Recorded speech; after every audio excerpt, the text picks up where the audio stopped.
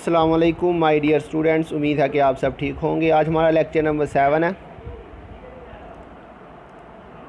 और chapter number first हमारा accounting for companies. और लास्ट लेक्चर के अंदर बच्चों हमने फॉर्मेशन ऑफ कंपनी जो है वो स्टार्ट किया था। ये टॉपिक ये हमने हाफ़ पढ़ा था, इसका हाफ़ पोर्शन जो है वो हम आज के लेक्चर में कवर करेंगे इंशाल्लाह। तो इसमें हमने बात की थी कोई भी आपने कंपनी जो है वो रजिस्टर करवानी है, उसके लिए आपके पास जो है ये 4 स्टेप्स हैं। तो इन 4 स्टेप से आपको गुजरना पड़ेगा। नंबर 1 पे प्रमोशन, ये हमने लास्ट लेक्चर में डिस्कस कर लिया था। इनकॉर्पोरेशन भी हमने डिस्कस कर लिया था और हमने बात की थी 2 किस्म की कंपनीज़ होती हैं, प्राइवेट कंपनीज़ और पब्लिक कंपनी। जो प्राइवेट कंपनीज़ होती हैं वो आफ्टर इनकॉर्पोरेशन जो है वो अपना काम स्टार्ट कर लेती हैं, लेकिन जो पब्लिक कंपनीज़ होती हैं उनको इनकॉर्पोरेशन के बाद जो है ये फर्दर 2 स्टेप से गुजरना पड़ता है, कलेक्शन ऑफ कैपिटल और कमेंसमेंट का आपको सर्टिफिकेट लेना पड़ता है। तो आज के लेक्चर में हम जो है ये कलेक्शन ऑफ कैपिटल और कमेंसमेंट को डिस्कस करेंगे।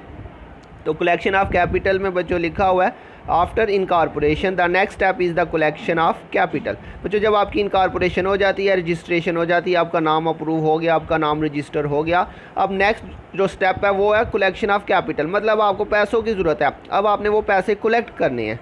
Company raise its capital by issuing shares and debenture. बच्चों कंपनी जो है ये अपना कैपिटल किस तरह से कलेक्ट करती है लोगों से?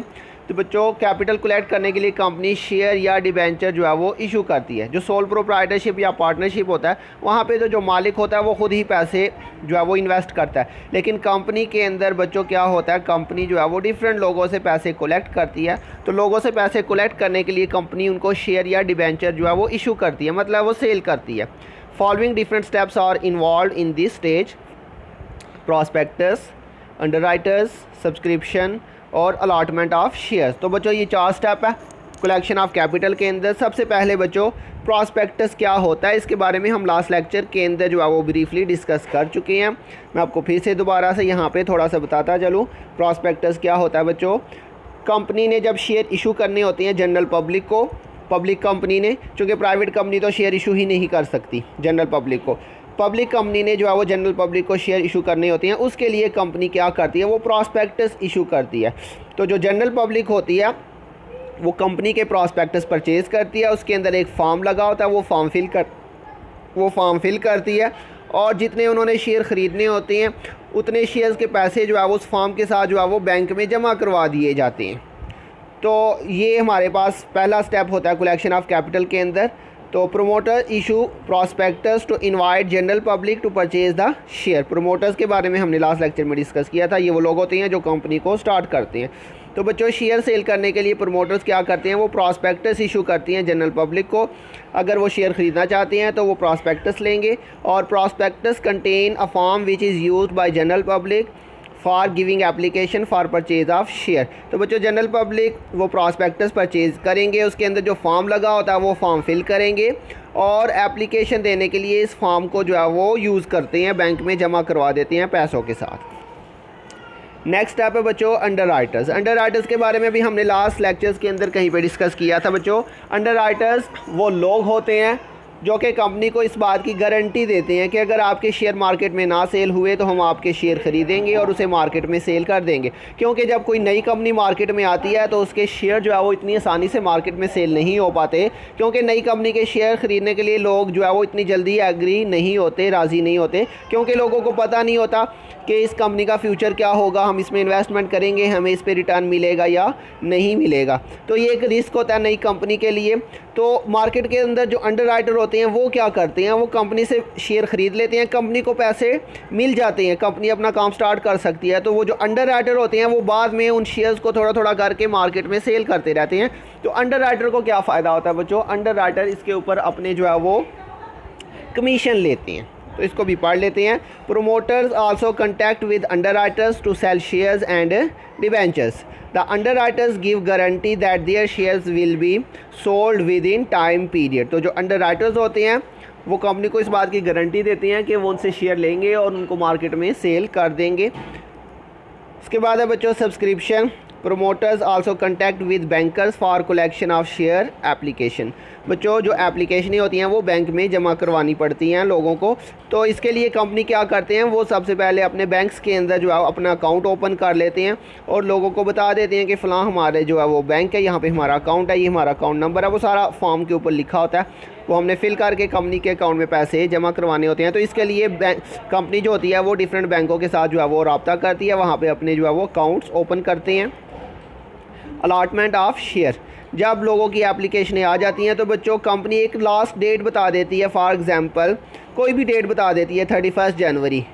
1 जनवरी को कंपनी ने जो है वो प्रॉस्पेक्टस इशू किया और ये बता दिया कि 31 जो है ये हमारी लास्ट डेट है। जिसने भी शेयर ख़रीदने हैं वो 31 जनवरी तक जो है वो अपनी एप्लीकेशनें जो है वो बैंक्स में जमा करवा दें। तो जब वो लास्ट डेट गुजर जाती है तो उसके बाद कंपनी जो है वो एप्लीकेशन रिसीव करना जो है वो बंद कर देती है और उसके बाद जो है वो लोगों को शेयर इशू करने का जो है वो स्टेप आता है। तो when application are receive the directors will allot the share to applicant. तो जब एप्लीकेशनें रिसीव हो जाएंगी, डेट क्लोज हो जाएगी, उसके बाद जो है वो कंपनी जो होती है वो लोगों को शेयर इशू करना शुरू कर देती है। उसके बाद नेक्स्ट बच्चों हमारे पास है certificate of commencement of business. तो इसके अंदर बच्चों ये डिफरेंट स्टेप्स हैं, minimum subscription, qualification shares, prospectus और डिक्लेरेशन। तो वन बाय वन बच्चों डिस्कस करते हैं। मिनिमम सब्सक्रिप्शन क्या होता है? बच्चों हमने बात की थी ऑथोराइज कैपिटल की। ऑथोराइज कैपिटल क्या होता है? जब कंपनी रजिस्टर होती है उस वक़्त कंपनी ने अपना जो मैक्सिमम कैपिटल होता है वो रजिस्टर करवाना होता है, पहले से बताना होता है। अब वो जो रजिस्टर्ड कैपिटल होता है, ऑथोराइज कैपिटल होता है, वो कंपनी के लिए ज़रूरी नहीं होता कि कंपनी सारे का सारा कैपिटल स्टार्ट के अंदर ही कलेक्ट कर ले। वो मैक्सिमम कैपिटल होता है, उस कैपिटल का कुछ हिस्सा जो होता है वो कंपनी के लिए ज़रूरी होता है कि कंपनी अपना बिज़नेस स्टार्ट करने से पहले वो लोगों से कलेक्ट कर ले। तो बच्चों वो अमाउंट जो कंपनी को अपना बिज़नेस स्टार्ट करने से पहले हर सूरत में लोगों से कलेक्ट करना होता है उसे हम कहते हैं मिनिमम सब्सक्रिप्शन। ऑथोराइज कैपिटल का वो हिस्सा जो कंपनी ने अपना बिज़नेस स्टार्ट करने से पहले लोगों से हर सूरत में कलेक्ट करना होता है उसे हम कहते हैं minimum subscription. It is minimum amount which the company must receive from the applicants before allotment of share. तो बच्चों शेयर इशू करने से पहले कंपनी को इतने पैसे जो मिनिमम सब्सक्रिप्शन है जब ये कलेक्ट हो जाएगी तो उसके बाद ही कंपनी शेयर अलॉट करना शुरू करेगी। जब तक मिनिमम सब्सक्रिप्शन जो है वो कलेक्ट नहीं हो जाती तो कंपनी जो है वो शेयर अलॉट करना इशू नहीं करती। Company is required to give a proof that the minimum subscription has been received in cash. तो कंपनी को जो है वो रजिस्ट्रार को ये प्रूफ देना पड़ेगा कि उसने जो मिनिमम सब्सक्रिप्शन की अमाउंट है जो भी है वो कलेक्ट हो चुकी हुई है कैश की सूरत में। उसके बाद है बच्चों qualification share.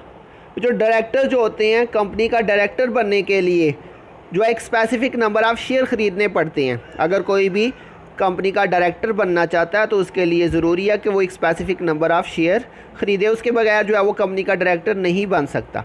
It is necessary for directors to purchase a specific number of shares to become directors, so the company is required to give a proof that directors have paid full amount on the shares purchased.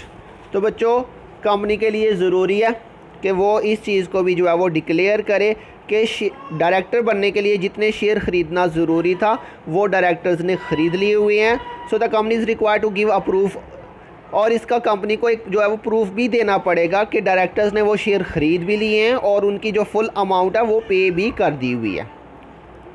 इसके बाद बच्चों next है हमारे पास prospectus. इसके बारे में बहुत दफ़ा हम डिस्कस कर चुके हैं। Company is also required to submit a copy of its prospectus. बच्चों कंपनी के लिए ज़रूरी है कि वो अपने प्रॉस्पेक्टस की एक कॉपी जो है वो रजिस्ट्रार को जमा करवा दे।